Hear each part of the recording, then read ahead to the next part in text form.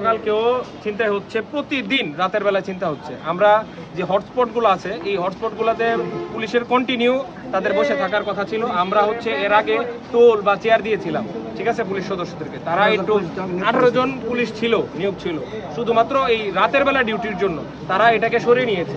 আমাদের এখন আলটিমেটাম তাদেরকে দিয়েছি যে এই 18 জন আজকে রাত থেকে প্রত্যেকটি যে হটস্পট আছে এই হটস্পটগুলোতে আজকে রাত থেকে তারা বসে থাকবে কন্টিনিউয়াসলি। সিএনজি নিয়ে যে ঘুরে ঘুরে যায়, সামনে একটু সামনে যায় আবার পিছনে চিন্তা হয়, আবার পিছনে যায় সামনে চিন্তা হয়, এটা আর চলবে না। তারা এখানে বসে থাকবে।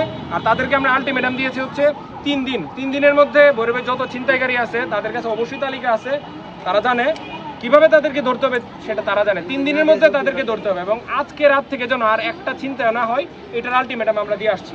এটা যদি না হয় পরবর্তীতে আমরা আরো কঠোর ব্যবস্থায় যাব। 3 দিনের মধ্যে যদি তারা এই ব্যবস্থা না নিতে পারে এটার বিরুদ্ধে, তাহলে আমরা আরো কঠিন অবস্থায় যাবো আর কি। ধন্যবাদ।